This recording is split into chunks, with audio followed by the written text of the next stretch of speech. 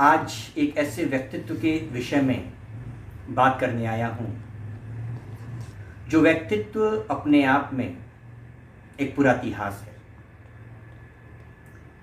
इस व्यक्तित्व का जन्म 28 सितंबर 1907 को इस भारतवर्ष में हुआ।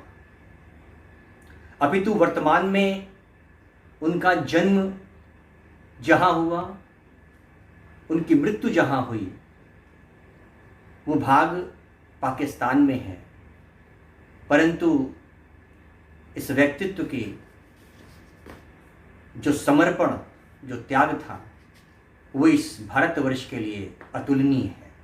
मैं बात कर रहा हूँ शहीद आजम भगत सिंह जी की।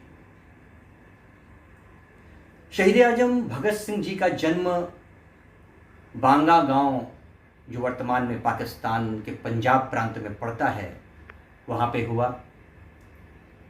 इनके चाचा, इनके पिता सभी क्रांतिकारी रहे और भगत सिंह का जन्म होने के बाद जैसे उनका लालन पालन जिस रूप में हुआ, वो रूप उनकी सोच में आना प्रारंभ हुआ। यह आश्चर्य की बात है कि एक 7-8 साल का बच्चा ये कहता है कि मैं खेतों में बंदूक उगाऊंगा, क्योंकि ये बंदूकें जब उगेंगी, बड़ी होंगी, तो इनसे अंग्रेजों को मार भगाऊंगा। भगत सिंह प्रारंभ में मार्क्स को बहुत पढ़ा करते थे। ऐसी दो घटनाएं उनके जीवन में हुई जिनके प्रतिशोध के लिए वो इस होम में कूद पड़े। लाला लाजपत राय जी की मृत्यु और जलियांवाला बाग कांड। भगत सिंह जिनकी मृत्यु मात्र 23 वर्ष की अवस्था में हुई, ये सोचने का विषय है कि जब हम या आज के युवा जिस आयु में ये नहीं समझ पाते कि विज्ञान के क्षेत्र में उनको काम करना है, कि उनको साहित्य के क्षेत्र में करना है, कौन से विषय का चयन करना है अपने भविष्य के लिए, उस उम्र से या उससे पहले की उम्र में ही भगत सिंह ने ये प्रण लिया कि भगत सिंह को अगर कुछ करना है तो इस राष्ट्र के लिए करना है। भगत सिंह को कुछ करना है तो अपने लहू से इस देश की स्वतंत्रता को प्राप्त करने में जो होम हो रहा है, उस कार्य को पूर्ण करना है। कहते हैं कि भगत सिंह के विवाह का प्रस्ताव जब उनके परिवार वालों ने उनके सम्मुख रखा, तो भगत सिंह ने कहा कि पिताजी, मेरी दुल्हन तो मेरी मृत्यु है। क्योंकि व्यक्ति को पता था कि ये स्वतंत्रता प्राप्ति का जो होम है, ये संपूर्ण त्याग का, अपने जीवन के न्यौछावर का एक प्रण होगा। भगत सिंह आज युवाओं के प्रेरणा स्रोत हैं। इस देश की विडंबना थी, एक समस्या थी कि स्वतंत्रता के बाद जो इतिहास लिखा गया, उस इतिहास में सुभाष चंद्र बोस, भगत सिंह, चंद्रशेखर आजाद जी, ऐसे न जाने कितने क्रांतिकारियों को नेपथ्य में डालने का प्रयत्न किया गया और कुछ तथाकथित नेताओं को बिल्कुल आगे किया गया कि इस देश की स्वतंत्रता इन्हीं नेताओं द्वारा हमको प्राप्त हुई।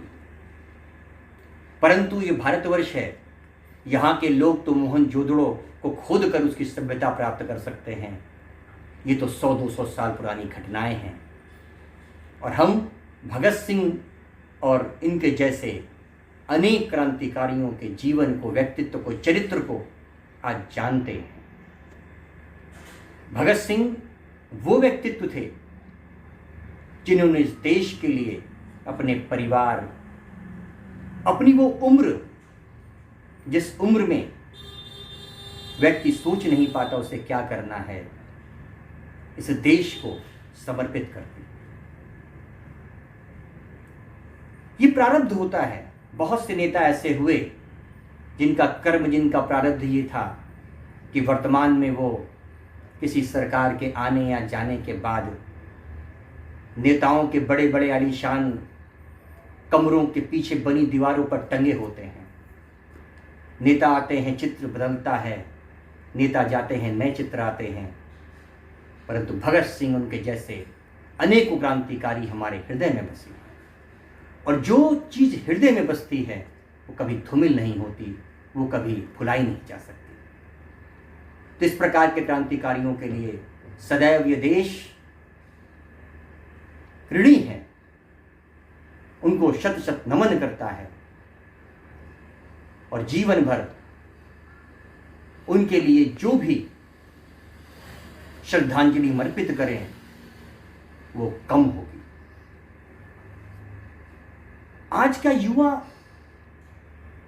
अपनी टी शर्ट पर भगत सिंह, चंद्रशेखर आजाद, विवेकानंद, सुभाष चंद्र बोस जैसे व्यक्तित्व को दिल के पास छपवाने में गर्व का अनुभव करता है। ये दर्शाता है कि हमारा युवा वास्तव में इन क्रांतिकारियों का कितना बड़ा भक्त है। सोचिए कि यदि किसी नेता के 2 या 3 दिन का उपवास अर्थात जो व्रत रखता है वो किसी आंदोलन के लिए, वो सब लोग जान जाते हैं। स्वतंत्रता प्राप्ति से पहले बहुत सारे लोगों ने आंदोलन किया, व्रत रखे, भारतवर्ष में, विश्व में पता लगा कि ऐसा ऐसा इन्होंने किया है। परंतु विडंबना है कि जेल में रहते हुए भगत सिंह और उनके साथियों ने 116 दिन, जी 116 दिन का उपवास रखा,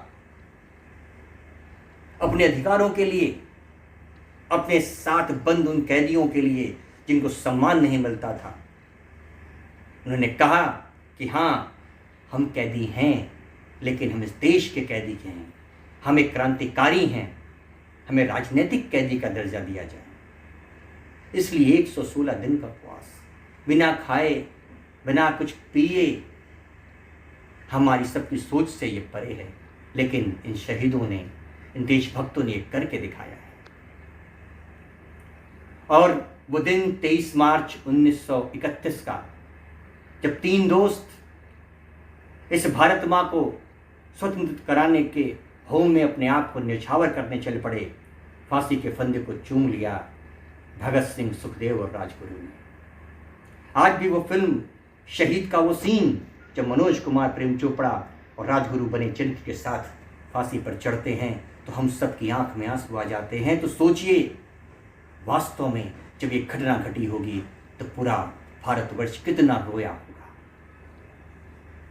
और वो गीत पंडित बिस्मिल जी का, जो क्रांतिकारियों के लिए राष्ट्रगीत था कि सरफरोशी की तमन्ना अब हमारे दिल में है, देखना है जोर कितना बाजुए कातिल में है। और कहते हैं ना कि जब शत्रु की महफिलों में आपके चर्चे होने लगे तो समझिए कि आप शत्रु से ज़्यादा समर्थवान, शक्तिशाली बनते चले जा रहे हैं। बिस्मिल जी लिखते हैं कि ऐ शहीदे मुल्क मिल्लत, मैं तेरे ऊपर निसार, अब मेरी हिम्मत का चर्चा गैर की महफिल में है। और वक्त आने दे, बता देंगे तुझे आसमां, हम अभी से क्या बताएं क्या हमारे दिल में है। इस प्रकार के शहीद थे जो कर जाते थे मगर कुछ कहते नहीं थे। तो आप सभी से अनुरोध कि 28 सितंबर अर्थात कल इस भगत सिंह की जयंती पर उनको नमन करिए। इस देश को जो वो दे गए हैं उसके लिए उनका आभार व्यक्त कीजिए।